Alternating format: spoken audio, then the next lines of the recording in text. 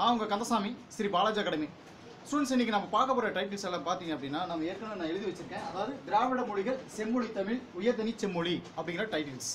Students, நல்ல ஒரு விஷயம். இப்போ ஒரு முக்கியமான தகவல் நான் சொல்ல வரேன் உங்களுக்கு. என்ன அப்படின்னா, டெட் எக்ஸாம் கன்ஃபார்மாக வருது. நான் இதை சொன்னேன் அப்படின்னா எல்லாருமே வந்துட்டு கமெண்ட் பண்ணுறதே வந்து ஒரு மாதிரியாக பண்ணுறாங்க. ஆனால் டிசம்பர் ஃபர்ஸ்ட் வீக்கில் டெட் எக்ஸாம் கண்டிப்பாக வருது. சரி, இப்போ அதுக்கு முன்னே இன்னொரு முக்கியமான தகவல் என்ன அப்படின்னா, தமிழுக்கும் சோசியல் சயின்ஸுக்கும் மேத்ஸுக்கும் சயின்ஸுக்கும் அதிக முக்கியத்துவம் தாங்க. ஏன் சொல்கிறேன் அப்படின்னா, டெட்டில் வரக்கூடிய எம்எஸ் ஸ்டூடெண்ட்டு தமிழும் மேத்ஸு சயின்ஸை மட்டும் நல்லா தரவாக படித்தாங்கன்னா 90 கொஸ்டின் நமக்கு அதில் வருது இல்லையா, அதில் வந்து 82 கொஸ்டின் நம்ம ஈஸியாக எடுக்கலாம், அல்லது 90 நம்ம பேஸ் பண்ணிக்கலாம். அடுத்து ஆர்ட்ஸ் ஸ்டூடெண்ட் பார்த்தீங்கன்னா எஸ்எஸ்ல வரக்கூடிய 60 கொஸ்டின், தமிழில் வரக்கூடிய 30 கொஸ்டின், ஆக 90க்கு 82 கொஸ்டின் நம்ம ஈஸியாக நம்ம எடுத்துடலாம். ஃபஸ்ட்டு வந்து நம்ம பாஸ் பண்ண தேவையான மார்க்கை இந்த 3 சப்ஜெக்ட் வந்து மட்டுமே நம்ம எடுத்துக்கலாம். எஸ்எஸ் ஸ்டூடெண்ட்டுக்கு 2 சப்ஜெக்ட், எம்எஸ் ஸ்டூடெண்ட்டுக்கு 3 சப்ஜெக்ட். இந்த 3 சப்ஜெக்ட் மட்டுமே நமக்கு தேவையான மார்க் எடுத்துடலாம். இங்கிலீஷும் சைக்காலஜியும் அப்புறம் படிச்சுக்கலாம் நோட்டிஃபிகேஷனுக்கு அப்புறம். இது எல்லாம் செகண்ட் ரிவிஷன், அதாவது 2 ரிவிஷன் இந்த 3 டாபிக் நம்ம விட்டதுக்கு பின்னாடி தான் இங்கிலீஷும் சைக்காலஜியும் நம்ம படிக்கணும். ஏன் சொல்கிறேன் அப்படின்னா, இது வந்து நம்ம லைஃப்பை அதாவது என்ன சொல்கிறது, நிர்ணயம் பண்ணுறது, தீர்மானிக்கிறதே இந்த எக்ஸாம்ஸ் தான். ஸோ இந்த பேப்பர்ஸ் தான். இந்த பேப்பர்ஸை வந்து நம்ம படித்து முடிச்சதுக்கப்புறம் மார்க்கு பாஸ் பண்ண தேவையான மார்க் எடுத்ததுக்கப்புறம் இங்கிலீஷும் சைக்காலஜி நம்ம அப்புறமா தொட்டுக்கலாம். ஓகே, இன்றைக்கி நம்ம நடத்த போகிற இந்த டைட்டில்ஸ் வந்து பார்த்திங்க அப்படின்னா, நம்ம நேற்று கொடுத்த டைட்டில்ஸ் தான். இதிலிருந்து கொஷின் உங்களுக்கு நேற்று நாங்கள் அனுப்பியிருப்போம். அந்த கொஷின் அட்டன் பண்ணி பார்த்துருப்பீங்க. இதை ஷார்ட்கட்டாக நம்ம எப்படி மைண்டில் வச்சுக்கலாம் அப்படிங்கிறதுக்கான வீடியோ தான் நம்ம இது. மேக்ஸிமம் இனிமேல் நம்ம வந்து முதல் நாள் கொடுத்த டெஸ்ட் பேப்பருடைய டாப்பிக்லேருந்து வரக்கூடிய சில தகவல்களை ஷார்ட்கட்டாக அடுத்த நாள் உங்களுக்கு வீடியோவாக கொடுக்குறது வந்து நிறைய ஸ்டூடெண்ட்ஸ் கேட்டிருக்காங்கிறதுனால நம்ம கொடுக்குறோம். ஓகே, உயர்தனி செம்மொழி, திராவிட மொழிகள், செம்மொழி தமிழ் அப்படின்னு சொல்லிட்டு இந்த 3 டாப்பிக்லேருந்து மிங்கிள் பண்ணி வரக்கூடிய பாயிண்ட்ஸஸ் எல்லாம் வரிசையாக்கி நான் கொஞ்சம் ரெடி பண்ணி வச்சுருக்கேன். இதில் என்ன நம்ம தெரிஞ்சுக்கலாம் அப்படின்னா, இந்திய மொழி குடும்பங்கள் முழுக்க பார்த்திங்கன்னா மொழி தான், புரியுங்களா? தன்னுடைய உணர்வுகளையும் தன்னுடைய இதையும் வந்து மற்றவங்களுடைய ஷேர் பண்ணக்கூடிய ஒரு கருவி எது அப்படின்னா மொழி தான். ஸோ இதை வந்து இந்த மொழிகள் வந்து நம்ம எப்படி மைண்டில் வச்சுக்கலாம் அப்படின்னா, 2ஆக பிரிச்சுக்கோங்க. ஒன்று இந்த பக்கம் இந்திய மொழிகள், இந்த பக்கம் திராவிட மொழிகள், புரியுங்களா? ஸோ இது 2ஆக ஃபஸ்ட்டு முடிச்சுக்கோங்க.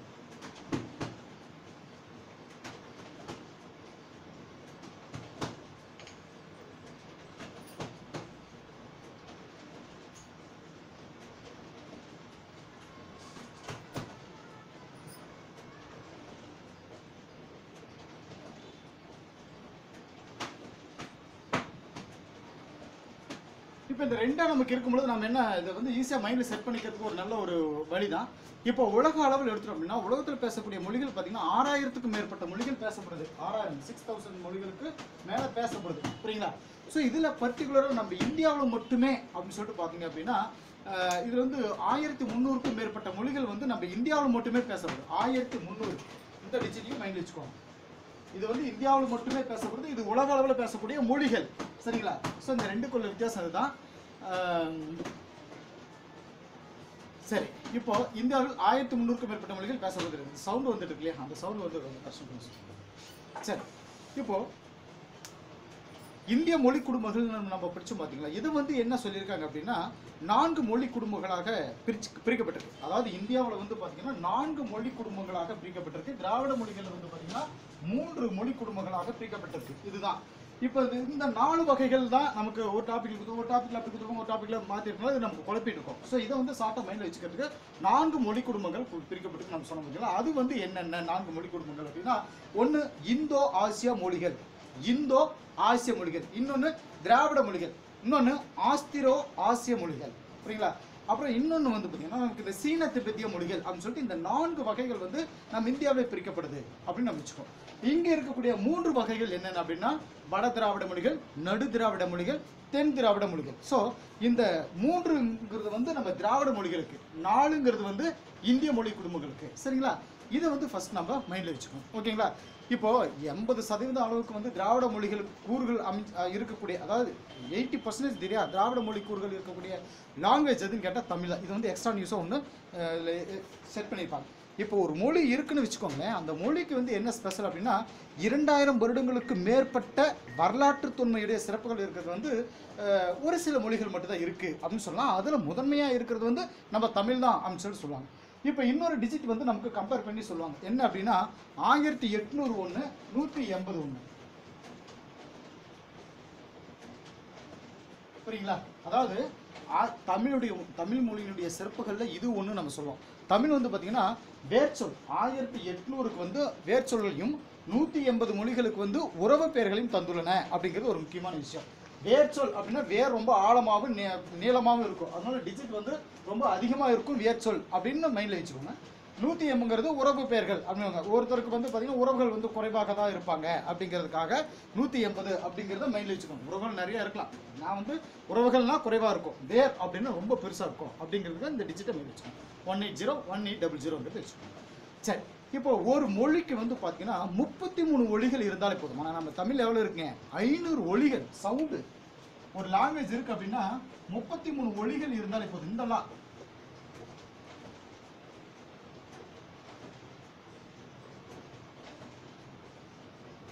இந்த 3 லாவுக்கும் உங்களுக்கு வித்தியாசம் தெரியும். இந்த லா அப்படின்னா சவுண்டு, இதையும் ஷார்ட்டா மைண்ட் வச்சுக்கலாம், எஸ்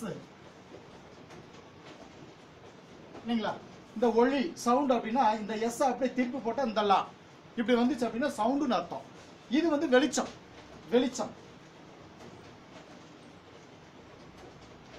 ஒளி வெளி வெளிச்சம் அப்படின்னு மைண்ட் வச்சுக்கணும். ஒளி போட்டு ஒளி தள்ளுறது, புரியுங்களா? முடிச்சு கட்டுறது, ஒளிச்சு தள்ளுறதுக்கு பேரு ஒளி, ஒளிக சொல்றோம் இல்லையா? அந்த சரி, இப்போ நம்ம தமிழுக்கு வந்து பாத்தீங்க அப்படின்னா 500 ஒலிகள் இருக்கு. ஒரு லாங்குவேஜுக்கு 33 ஒலிகள் போதும், ஆனால் நம்ம தமிழுக்கு மட்டும் 500 ஒலிகள் நமக்கு இருக்கு. சரிங்களா? இது வந்து எண்கள்ல வரக்கூடிய முக்கியமான ஒரு தகவல். ஒரு சில தகவல் சொல்லணும் அப்படின்னா இருவகை எண் அப்படின்னு சொல்லுவாங்க. எதுல அப்படின்னா இருவகை எண், 3 சிலனா எண், அதாவது ஒருமை பன்மைன்னு சொல்லக்கூடிய இந்த இருவகை எண் தமிழ்ல மட்டும்தான் இருக்கு. வடமொழியில் பார்த்தீங்க அப்படின்னா ஒருமை இருமை பன்மை அப்படின்னு சொல்லணும். வடமொழியில் வந்து ஒருமை இருமை பன்மை அப்படின்னு சொல்லிட்டு இந்த டிஃபரெண்ட் எண் அப்படிங்கிறது வந்து இருக்கு. சரிங்களா? இது ஒரு சிறப்பு. அப்புறம் இன்னொன்று வந்து என்ன சொல்லுவாங்க அப்படின்னா தமிழர்கள் வந்து வாழ்வியலுக்கான பொருள் இலக்கணத்தை வந்து அமைச்சவங்க நம்ம தமிழர் தான். அதாவது பொருள் இலக்கணம் அப்படிங்கிறது வாழ்வியலுக்கான பொருள் இலக்கணத்தை அமைத்தவர்கள் தமிழர்கள் தான். அதில் வந்து 2 வகை இருக்கு. ஒன்று அகம், இன்னொன்று புறம் அப்படிங்கிறது இருவகை அப்படின்ற ஒரு இடத்துல நம்ம படிப்போம். புரியுங்களா?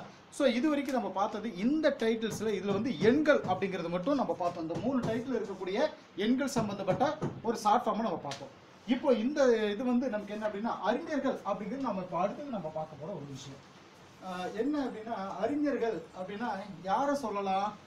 அதாவது வீருடை செம்மொழி தமிழ் வழி சொல்கிறோம் இல்லைங்களா? அந்த வீருடை யார் சொன்னாங்க? அதே மாதிரி மொழிகளின் காட்சி சாலை யார் சொன்னாங்க?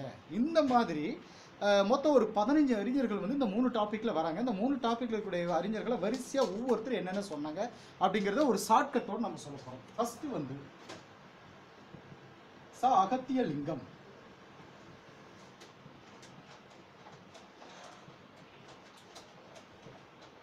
மொழிகளின் காட்சி சாலை அப்படின்னு சொன்னார். ஒரு மரகத லிங்கம் கிடைச்சது அப்படின்னா அதை கொண்டு போய் காட்சி சாலையில் வச்சாங்க அப்படின்னா அடுத்த 1 hour அந்த மரகத லிங்கம் காணாது போயிடும். ஏன்? பல கோடி மதிப்புள்ளது மரகத லிங்கம். இங்கே அகத்திய லிங்கம் மொழிகளின் காட்சி சாலை அப்படின்னு சொல்லியிருப்பார். ஸோ லிங்கம்னால காட்சி தான் அப்படிங்கிறத மைண்டில் செட் பண்ணிக்கணும். புரியுங்களா? இதை வந்து எதுக்காக நான் சொல்கிறேன் அப்படின்னா மைண்டில் செட் பண்ணுறதுக்காகனா ஒரு ஷார்ட்கட்டு தான். மரகத லிங்கத்தை கொண்டு போய் வச்சு அது காணாமல் போகிறதுங்கிறத ஆராய்ச்சியால் நமக்கு தேவையில்லை. ஏன் அங்கே மரகத லிங்கம் வருது, இங்கே அகத்திய லிங்கம் வருது. காட்சி சாலையில் வச்சோம் அப்படின்னா அது காணாமல் போயிடும். இது வந்து காணாமல் போகுமா போகாதுங்கிறது அப்புறப்பட்ட விஷயம். ஸோ இது வந்து நமக்கு ஒரு ஷார்ட்கட்டுக்காக. புரியுங்களா?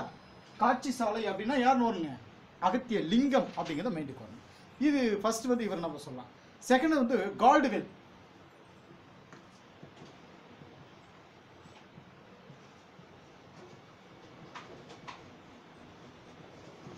கால்டுவெல் அப்படின்னா காட் அப்படின்னு மைண்டில் வச்சுக்கணும், கடவுள் அப்படின்னு வச்சுக்கணும். அதாவது ஒரு மொழி இருக்குதுன்னு வச்சுக்கோங்களேன், தமிழ் மொழி குறிப்பாக அதுக்கு என்ன ஸ்பெஷல்? பிற மொழி துணையின்றி தனித்து இயங்குவது மட்டுமன்றி தலை தோங்கவும் செய்யும்.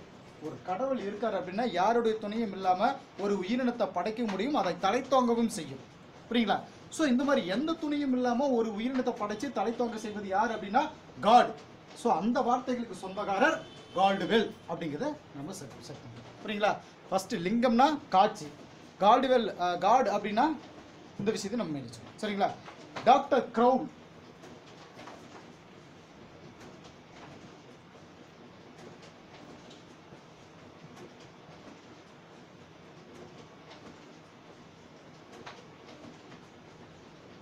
அதாவது க்ரௌல்.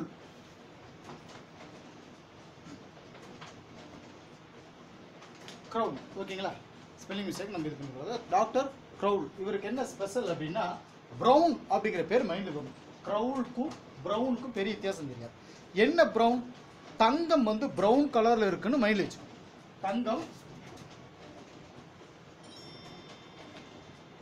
தங்கம் ப்ரௌன் கலர் இருக்கும். சரி, க்ரௌலுக்கும் தங்கம் ப்ரௌனுக்கும் என்ன சம்பந்தம் அப்படின்னு சொல்லி பார்த்தீங்க அப்படின்னா, தமிழ் மொழி அழகான சித்திர வேலைப்பாடு அமைந்த ஒரு வெள்ளித்தட்டு, திருக்குறள், அதில் வைக்கப்பட்டுள்ள தங்க ஆப்பிள், புரியுங்களா? ஸோ அந்த இடத்துல தங்கம் நமக்கு வருது. தங்கம் என்ன கலர் இருக்கும்? ப்ரௌன் கலர் இருக்கும். ப்ரௌன் வந்து என்ன, யார் சொன்னது? க்ரௌல் சொன்னார், புரியுங்களா? ஸோ தங்கம் க்ரௌல் அப்படிங்கிறது தான் அங்கே சொல்ல வர்ற ஒரு சார்ட்கட்.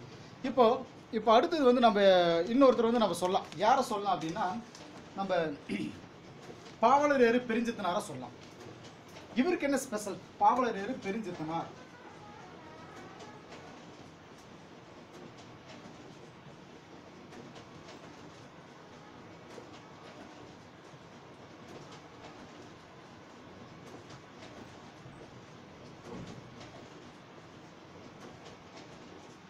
புரியுங்களா?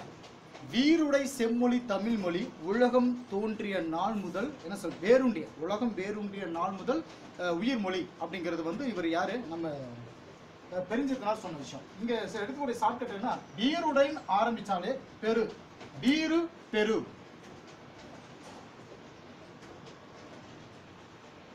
சரிங்களா? வீரு பெரு அப்படின்னா யாரு? நம்ம பாவலரேறு பெருஞ்சித்தனார் அப்படிங்கிற விஷயத்தை வந்து நம்ம மைண்ட் வச்சுக்கணும். இப்போ திருந்திய பண்பும் சீர்த்த நாகரிகம் பொருந்திய தூய்மொழி தமிழ் செம்மொழி. திருந்திய பண்பும்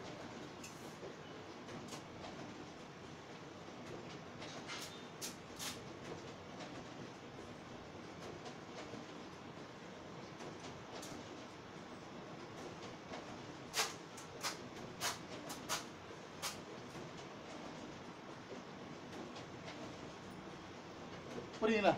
பரிதிமார் கலைஞர் சொன்னது திருந்திய, பரிதி திருந்தி, ஓகேங்களா? ஸோ திருந்திய பண்பும் சீர்த்த நாகரிகமும் அந்த வார்த்தை வந்தாலும் யார் சொன்னது? பரிதிமார் கலைஞர் சொன்னாரு அப்படின்றத நம்ம மெயின்டைன். நெக்ஸ்ட் வந்து தமிழ் மொழி வந்து 16 செவ்வியல் தன்மைகளை கொண்டது அப்படின்னு சொன்னது வந்து பாவனார். கீழே கட்டாத தெரியாதுன்னு நினைக்கிறேன், நாளைக்கு மேலே எழுதிக்கிறேன்.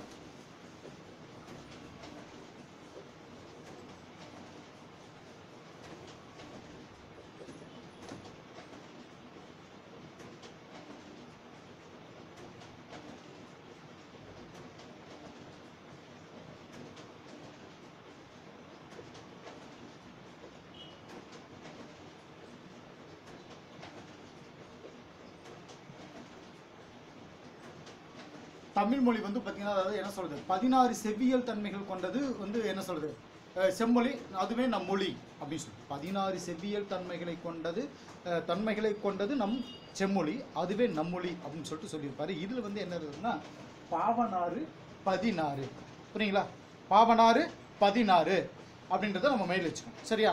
இப்போ இதில் வந்து எக்ஸட்ரா இன்னொன்று வந்து சொல்லியிருப்பாங்க. என்ன அப்படின்னா, நம்ம கம்பர் ஒருத்தர் வந்து சொல்லியிருப்பார். இவர் வந்து என்ன சொல்லியிருப்பாருன்னா, என்று முல தென் தமிழ்,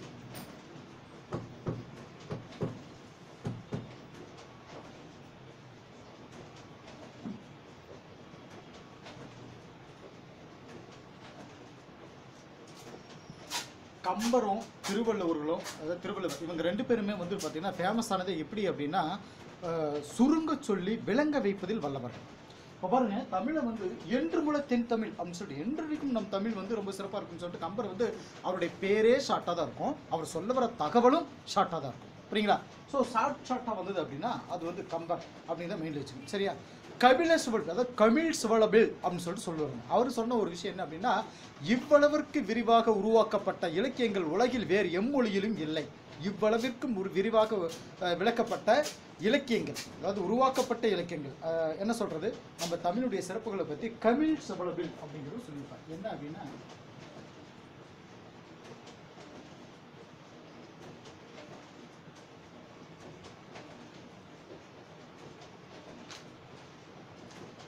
தமிழில் வந்து பார்த்தீங்கன்னா விரிவாக பல இலக்கியங்கள் இருக்குது அப்படிங்கிறத வந்து இவர் சொல்லியிருப்பார். இவ்வளவிற்கு விரிவாக விளக்கப்பட்ட இலக்கியங்கள் வேறு எம்மொழியிலும் இல்லை அப்படிங்கிறது. இவருக்கு நம்ம எடுத்துக்கிட்ட விஷயம் என்ன அப்படின்னா, விரிவாக அப்படிங்கிறது தான். இப்போ கபில் சிபல் நம்ம சொன்னோம் பார்த்தீங்களா. ஆக்சுவலி ஒரு டைமில் வந்துட்டு நம்ம உலகக்கோப்பை கிரிக்கெட்டில் வந்து பார்த்தீங்கன்னா கபில் தேவ் அப்படிங்கிறவர் வந்து நம்ம கேப்டனாக இருந்துட்டு அவர் நிறைய ரன்கள், விரிவான ரன்கள் எடுத்ததுனால தான் கப்பு வாங்க முடிஞ்சதுன்றதை நம்ம மைண்டில் வச்சுக்கணும்.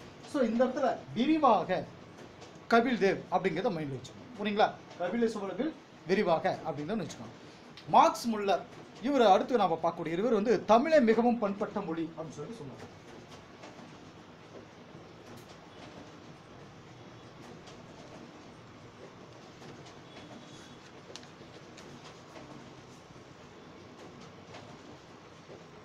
தமிழை மிகவும் பண்பட்ட மொழி அப்படின்னு சொல்லியிருப்பாரு. இதுல என்ன அப்படின்னா, முல்லர் அப்படின்னா முள்ளு, பண்பட்ட அப்படின்னா புண்பட்ட. முள்ளு குத்துனா புண்ணு வந்துடும். புரியுங்களா? முள்ளு குத்துனா புண்ணு வந்துடும் அப்படிங்கிறத நம்ம மைண்டில் செட் பண்ணணும். ஸோ மார்க்ஸ் முல்லர் பண்பட்ட மொழி, புண்பட்ட மொழி. இந்த மொழியை வந்து கொஞ்சம் இதாக பண்ணுற மாதிரி தெரியுது, அது தவறு. அதுக்காக நான் இங்கே சொல்ல வரல. இங்கே வந்து வார்த்தை செட் பண்ணிக்கோங்க, மைண்டில் செட் பண்ணுறேன். மார்க்ஸ் முல்லர் புண்பட்ட அப்படிங்கிறத மைண்டில் வைக்கணும். ஓகேங்களா?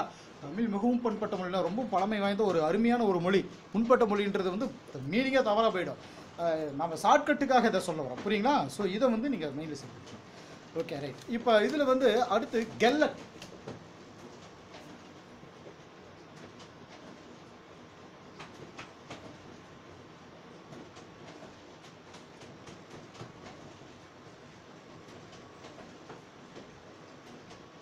கெல்லட் வந்து சொன்னது என்ன அப்படின்னா, தமிழ் இலக்கணம் படிக்க படிக்க விருப்பத்தை உண்டாக்குவது அப்படின்னு சொல்லுவாங்க. படிக்க படிக்க விருப்பத்தை உண்டாக்குவது தமிழ் இலக்கணம், அடிக்க அடிக்க உயிரை போக்குவது புல்லட்டு. புரியுங்களா? படிக்க படிக்க கெல்லட்டு, அடிக்க அடிக்க உயிரை போக்குவது புல்லட்டு. புரியுங்களா? ஸோ புல்லட்டுக்கும் கெல்லட்டுக்கும் இருக்கிற வித்தியாசத்தை வச்சு படிக்க படிக்க அங்கே அடிக்க அடிக்கவே மேல் வச்சு. ஓகேங்களா? சரி, ரைட். இதெல்லாம் ஒரு சில நேரங்களில் கொஞ்சம் காமெடியாக தான் தெரியும் உங்களுக்கு. ஆனால் வந்து நம்ம எக்ஸாம் ஹாலில் போய் உட்காரும் பொழுது இந்த வார்த்தைகள் கொடுத்தாங்கன்னு வச்சுக்கோங்களேன், அப்போ வந்து நமக்கு இந்த ஷார்ட்கட் வந்து ஒரு காமெடியாக இருந்தாலும் அது நம்ம லைஃபுக்கு உதவுற மாதிரி இருக்கும். பட் இங்கே பார்த்தீங்க அப்படின்னா இதெல்லாம் கொஞ்சம் என்ன சொல்கிறது, வார்த்தைகள் எல்லாம் கொஞ்சம் இதாக தான் தெரியுது. ஓகே, அடுத்து பார்ப்போம்.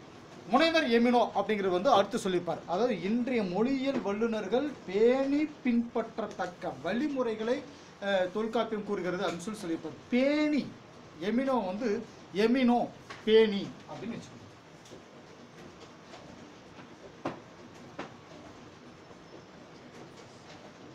எமினோ பேணி அப்படின்னு வச்சுக்கோங்க. இப்போ அடுத்து பார்த்தீங்கன்னா வள்ளலார்.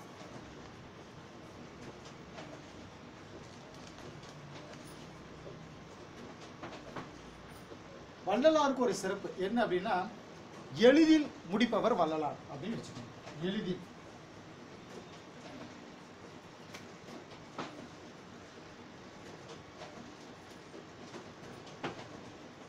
எளிதில் முடிப்பவர். என்ன எளிதில் முடிப்பவர் அப்படின்னா, எளிதில் பேசவும் எளிதில் பாடல் இயற்றவும் இயற்கையாக அமைந்தது தமிழே அப்படிங்கிற வார்த்தையை சொன்னது வள்ளலார்.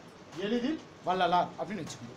இப்போ அடுத்து இது வந்து இது வரைக்கும் பார்த்தீங்கன்னா இந்த அறிஞர்கள் வந்து சொன்ன ஒரு விஷயம் நம்ம வச்சுக்கோங்க.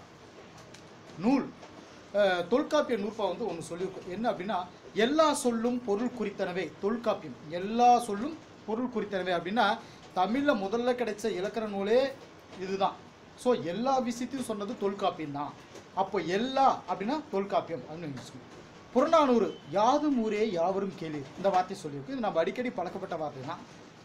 யாதும் ஊரே, எல்லா ஊரும் நம்ம ஊர் தான். எல்லா கேளீர் அப்படின்னா உறவினர்கள், அனைவரும் நமக்கு சொந்தக்காரங்க தான் அப்படின்னு சொல்லுவாங்க.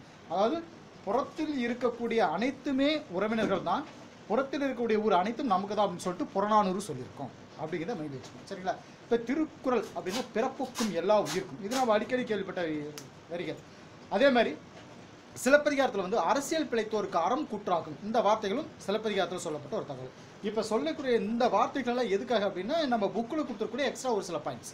1901 2014 வரைக்குமே தமிழை செம்மொழியாக்கணும் அப்படின்னு சொல்லிட்டு நம்ம போராட்டம் நடத்திட்டு ஒவ்வொரு முயற்சி நடந்துட்டு இருந்தது. கடைசியாக அக்டோபர் மாதம் 2004 அக்டோபர் மாதத்தில் தான் வந்து தமிழுக்கு செம்மொழி அங்கீகாரம் கொடுக்கப்பட்டதுங்கிறத இங்கே நம்மளுடைய முக்கியமான விஷயம்.